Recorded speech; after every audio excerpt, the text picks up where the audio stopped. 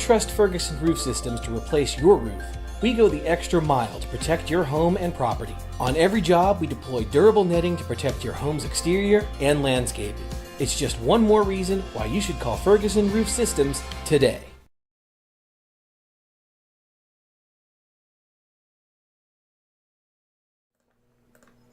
How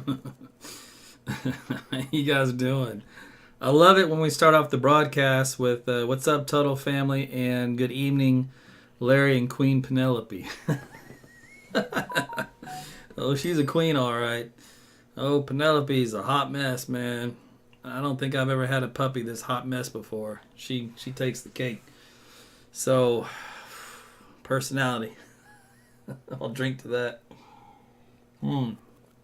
But hey, welcome. You made it to AT's weather. And Michael, he's got the theme going. I like it. He's got the hook. Ain't no party like an AT party, because the AT party don't stop. And do not be late to the party, by the way, because you will miss all the fun. We've had some parties here in the last, 9 years of doing Facebook Lives, right? And then not quite 9 years, but also YouTube, and then Twitter, and which was once Periscope, and then Rumble. You guys are the newbies. And then eventually we'll throw in probably a few more. But thanks for joining me. Glad to have you guys here. It is Monday evening, so I know everybody kind of checks out on the last part of the weekend, the first part of the week. Get back to Monday, they're kind of getting caught up on work. A lot of times you have no clue what the weather's doing, and you really don't get a chance to get caught up on social media or whatever until maybe sometime this evening, kind of like now. So that's kind of why we're giving you an update. In case you missed my blog, Facebook has a tendency not to show my blog, man. It's irritating. I don't know what it is. I know what it is. But anyway, hey, it is what it is. So we are going to talk about your forecast here for tonight, for the week, give you the highlights you can look forward to. David's in the house with the stars. He is on a 4-week streak. So thanks, David. Appreciate that. And love you guys when you hit the like button on YouTube as well. The algorithms, you got to hit the like button. If you just watch, you don't hit the like button, whatever. I don't know why. You have to hit the like button, so make sure you do that for me. And that way, all the AI in the world that's going to run our future and replace all of us will know that while I'm still standing, you're still interested. All right, just had this guy read it. I like that, Jared. Okay, so out there currently, well, what do we have here for you? You guys, by the way, to show this for you, Brandy Phillips. Oh, that's right. I remember that. You did get to interview me, so to speak. That was fun. Okay, so look. Well, that's a blast from the past. By the way, thank you, Cindy, for the stars.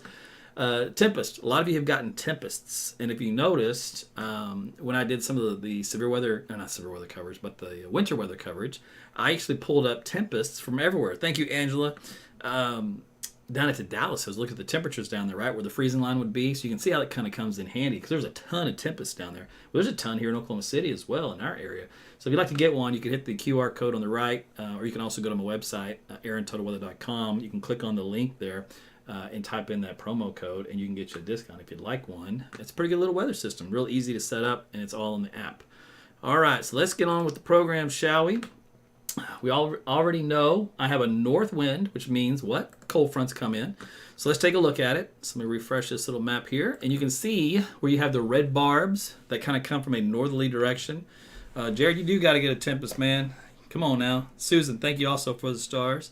But you can see right about here, we do have the wind shift line going through Stillwater, going through Oklahoma City, back here toward Newcastle and Chickasha, and then back on down toward Lawton. So this is your north wind coming in. So this is your cold front taking shape here across the state. And back behind it, temperatures are falling into the 40s and 30s in the panhandle. And so it was a nice day today, man. We hit 70s and 60s out there. Thank you, Shelly. All across the state. It was pretty impressive. So what's going to happen? Well, let's just jump into it. Oh, for us to do that, we had some showers and storms out there. Let me show you that too on the radar here real quick. We have a line along that cold front. It's just now kind of getting some sprinkles here around. Whoa, just a little too close. Nichols Hills, Village, Forest Park. You're starting to get a few, building clouds and some sprinkles out there. And then we've got some heavier showers once you get out of Arcadia and Luther area toward Fallis, Kearney, Tryon, just west of you guys, Perkins, Ripley, toward Ripley, east of Stillwater, DeQuay, up around just west of Hallett, Blackburn, etc., up here in northeast Oklahoma. So some good heavy showers in here. Wouldn't be surprised to see a little bit of lightning associated with this. Should not be severe thunderstorms, by the way, but at least some shower and thunder shower activity. On the west side, I-40 got some good heavy rainfall coming in from Gary to Hinton, Binger, between there and Eakley, Thomas, Weatherford itself, right all the way down to Elk City. And who commented from Elk City a minute ago? Tiffany did. She said it is pouring rain in Elk City. Even got some small hail out of it. Now, if you won't believe this or not, but look here in Elk City. You see this little thing spiraling? That's a mesodetection. You're like, what? Now, we're not talking tornadoes, but we are talking about an updraft that's rotating in the mid or upper levels of the atmosphere. And because of that, you get a little bit of hail. This is a tiny hail, but you get some hail out of that. LaDonna and Ashley, thank you for the stars, ladies. But yeah, so there you go. So otherwise, some heavy shower activity. And again, I wouldn't be surprised to see a little bit of thunder in there tonight. Now, this activity will continue overnight and move to the south. Let's see how the models portray it through the next couple of days. So there's our activity that pops up in the data that rolls through overnight side into tomorrow morning. So some light rain to moderate rain for most of us. A few of us will get those pockets of downpours. This goes through Tuesday morning. So it's going to be kind of wet for your morning commute, Tulsa and Oklahoma City, and points southward, pretty much right along the I-44 corridor, looks like, on down to southwest Oklahoma. In the morning hours, some new activity out here in western Oklahoma. And that extends on down to Texas. You do see some snow out across New Mexico.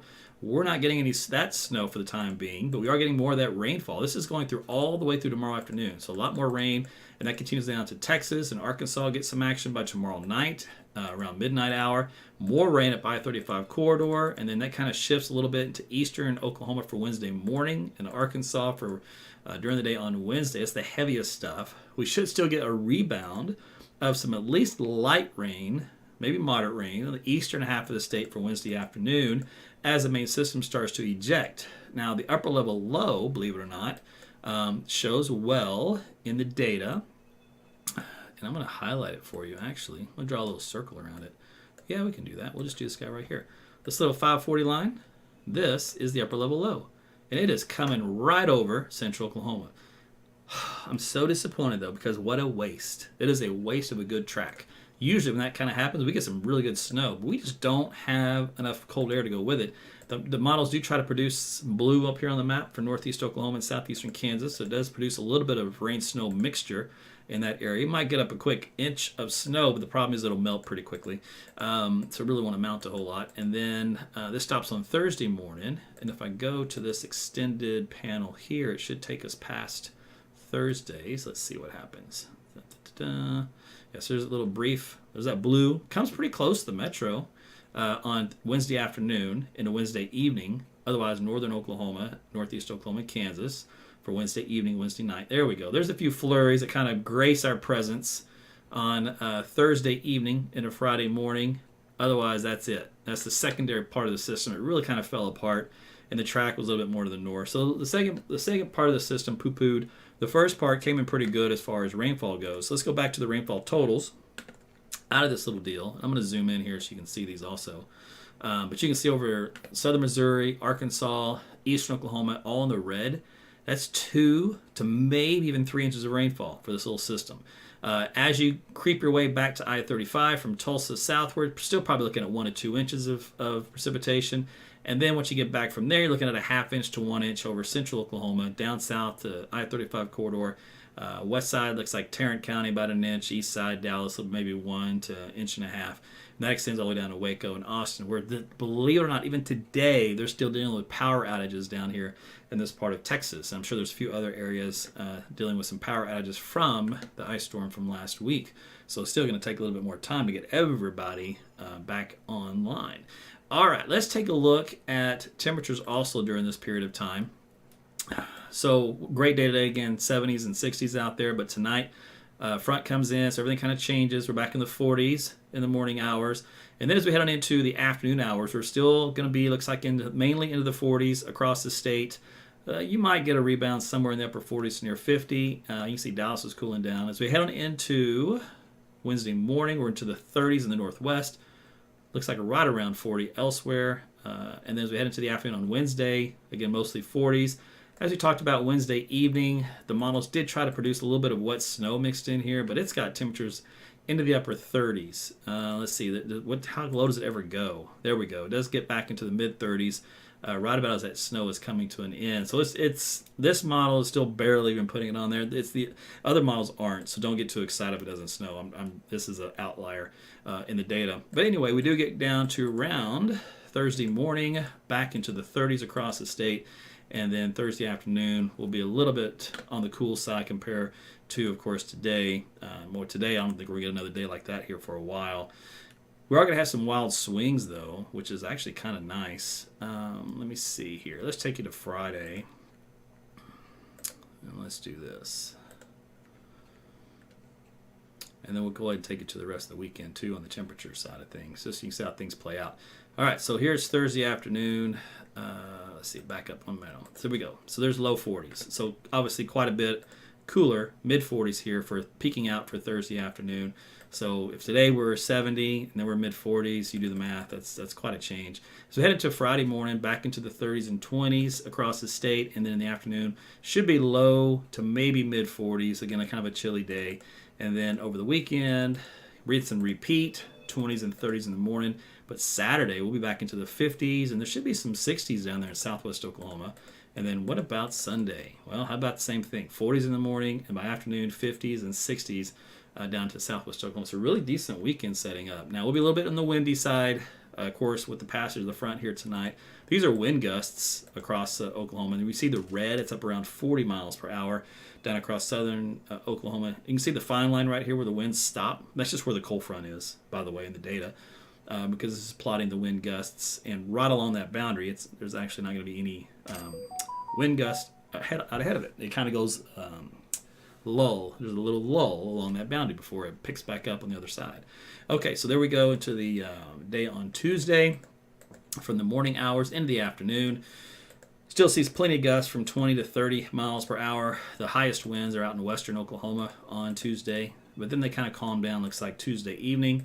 Kind of shift into southern and southeastern Oklahoma Tuesday evening, and as we head into Wednesday, same kind of area starting out the day with gusts up around 30 or so, and then on Wednesday itself, that was Wednesday morning, by the way, Wednesday afternoon, things are much quieter, so at least windy for the rest of tonight through all of Tuesday, and then Wednesday things calm down. Thursday, let's see here. Early in the morning hours, so quite a bit on the windy side across eastern Oklahoma and into Arkansas. Otherwise, the rest of the state pretty quiet. And that was actually late Wednesday night, by the way. By the time we get to Thursday morning, most of us are fairly quiet. But then northwest Oklahoma gets that secondary push of that next cold front. And those winds are up around 40 to maybe 50 miles per hour going through the metro here at 12Z daybreak on Thursday. And, of course, this will pass throughout the state during the day on Thursday. So you can see really the only day we didn't have really crazy wind gusts, that was Wednesday night. Even Wednesday day, there were still gusts up around 20. And that's it. So it's kind of a breezy week overall. And temperature's a little bit on the cool side. If you want to get down to the 7-day outlook here for Oklahoma City, for example, we're going to be in the 40s here for the next few days. We'll see if we hit 52 on Thursday. Otherwise, overnight lows in the 20s and 30s, and the next week after that looks pretty good. And then there's a 64 for the 15th. Now, I will say this. We're going to be going into a chaotic pattern, and we can, for fun, this is just for fun, let's just go see, sneak peek of how things are going to evolve nationally. All right, so first thing we're going to do is we're going to see where the cold air is. Well, right now it's all into Canada. They can stay there as far as I'm concerned. By the way, over the weekend, New Hampshire area, they had some winds, and some wind chills. There was a record wind chill minus 104 degrees. Yeah, that's a record, man. Minus 104 degree wind chill. Now, at some point, does it even matter? Polar vortex came dipping down over there and touched everybody. Just about froze them all instantly. Anyway, so we're going to go through time here. Let's see what happens. Big purple stuff is up around up north. We don't get any of that nastiness down here in this data set. Let's go. This is European, and this takes us to the 16th. Now, it does bring in a nice little push here across the Rockies and down here into heading in our direction around the 16th. So maybe a little bit of taste of some modified Arctic air at that point. But we're going to have to go beyond that forecast window. We're going to have to go with the American model, which you've heard me say because sometimes isn't worth its weight in its 3-letter acronym. But let's just see what happens here. We'll go on with time. Okay, so this is around the 16th, so it actually jives with the European data. So a little taste of Arctic air there. It's not too bad, though. We get a glancing blow. The rest of it kind of goes up to northeast. And look at this load right here coming in. Boy, look at that little split. This is around the 19th, and you can see, man, minus teens and 20s up here in Canada. But you can see the hard line of the sand is a big battle. Here in the southern plains, we're trying to warm up. We're trying to get rid of this winter business. And then as we head on into the 21st, some of it does sneak its way close to our region. And the model's been going kind of back and forth on what to do. Sometimes they keep bringing it down, and other times they stop it north of here. But right now, they're splitting the country. They're saying the fine line stops in Nebraska or to Kansas. Now, yesterday's data had it coming down in Oklahoma. Either way, what you have to do, you got to be concerned with, is you have to watch where this cold front lies. Does it stop there? Or, for example, does it stop here? It loves to stop on I-44 for some reason in the wintertime. But let's just take a look at that, and I'm going to change to the maps. Let's see, I need to draw that back up to there. So let's switch to the upper levels, and we're going to pull in the storm systems, and we're going to overlay that on top of where this boundary is. All right, so that's our cold front boundary from our prior map. Let's just see what happens storm system-wise toward the end of the year, toward the end of the period here. So that first little system works through. There it is. There's the second one coming through. There it goes. Here's the one after that. That's a big one, big rainmaker for next Monday. That one moves on by. Then we load up again. Now this one's for the 16th. Right here. See, that comes in on the 16th the morning of. Now remember, we did have a little taste of some cold air that came in. So maybe we'll get a little fun stuff with that one. But it kind of falls apart. Does a split and then comes through on the 18th and 19th. And then finally, at the end of this pattern, on the 18th, that's where it looks like in the upper levels. So, this is kind of lame. This pattern here does not produce much of anything. And that's interesting. So on the earlier data, what it had done, and I'll use this color here, red. What it had done is it had said, no, we're going to have a big trough like this that comes in with a strong upper low in this region, and then that zips on through. So that's what the other data had from yesterday. But you can see now this area here, this magical upper level low is gone, and the jet stream just kind of just does this. So that doesn't do a whole lot for Oklahoma. That's kind of a dry pattern, so to speak. We have to have more of a, let's just do it this way, draw everything back. We have to have more of this southwest flow. So you have to have the jet stream come in from this direction and zip through. That's how we get our action. So you have the cold air come first, and then you have the southwest flow develop on top of it. So that's how we get our winter storms. So this pattern would not support it, but I will keep in mind that this is a midday run of the American model. It's usually not that great, and we are still 2 weeks away. So this will likely change, but I will work on that. Who said I'm frozen? Am I frozen? I look good on my end. You might need some more Wi-Fi on your end, LaDonna. Let's see. But yeah, it was windy today. Jody does not like the wind at all. Ron, by the way, thank you for the stars. And Ashley and LaDonna as well. Thank you, ladies. So let's see. So that's kind of the big picture of what is on the horizon. Powder changing wise, we are expecting a few bouts of cold air to come in here. And if we can time things just right, we'll get some snow out of it. That one big system I showed you, for example, for next week on Monday. Let's see. Like I could show you that. I'll zoom in here. Let's see. So let's do this little region. Because it's going to have some snow with it. Now, how far it gets across the state, of course, will be in question. But it'll be at least a panhandle maker, a New Mexico maker. So, for example, here's the 13th in the afternoon. So some rain here for Oklahoma. And there's that rain-snow mix, western Oklahoma, into that Monday night, Tuesday time frame. But you can see it doesn't make it very far inland. It's western quarter of the state. And then it starts to evaporate there by the day on Tuesday. That can happen. It just depends on the track of the low. If it can come more easterly, then we can bring all that snow to the rest of us. But otherwise, only the the Western folks get it. But sometimes this is the way it goes. So we got plenty of stuff to talk about and watch over the coming days. But I thought I'd give you guys kind of a quick little preview of what's to come and what we got here. So short term is some good rainfall. Again, out there for tonight, off and on through Wednesday. And then there'll be possibly a little bit of wet snowflakes lingered in, mixed in for Wednesday evening across northern, north central, northeastern Oklahoma. Might be as far south as like Guthrie, maybe Edmond. I don't know. It's a stretch, and it wouldn't amount to anything, so don't get excited about it. And then a few flurries Thursday night, Friday morning, northeast Oklahoma. So, but again, with temperatures, not all that cold. A lot of it probably melts anyway, even if you did see it. So I'm not really expecting anything. I'm not getting excited. When you see me get excited, that's when you get excited. If I'm pretty low key and I just say, a little bit of wet snowflakes mixed in, don't get excited. Unless you just want to see the snow.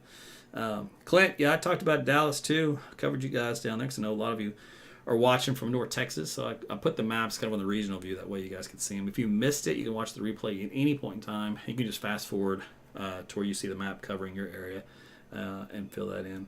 All right, that is it, I think, as far as everything I want to show you. Looks like one of you had some problems with your internet, but everybody else is like, it looks good. Let me see. You know what I'm going to do? I'm going to pull up. By the way, you guys always, thanks for chiming in on YouTube. I leave for Vegas. Woo, Jeremy, he wants to head out there on the 22nd. He does not need any weather to mess up his plans. Oh, did you see what's happening with Frontier Airlines here in Oklahoma City? Do you know you can get a pass now, like super cheap for the summer? And you can fly anywhere as much as you want for, I think it's a couple $100 or something. It was ridiculous. I forgot the actual number. But it's a few $100s, but you can fly as much as you want. I said, hey, now that's a deal. I don't know what that's all about, but they do go to Vegas. So heads up, Vegas lovers. Okay, so I did want to pull up one of the map since we're talking about stuff. What do I want to do here? Let's do this. All right, I'm going to go to my website, aarontuttle.weather.com. I'm going to go to power outages. And we're going to scroll down here at the bottom. I'm going to skip through. We can do all the individual states and areas, but I just want to do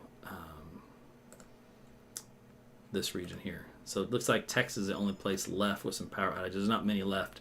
So right down here at Travis County, so there's Austin. There's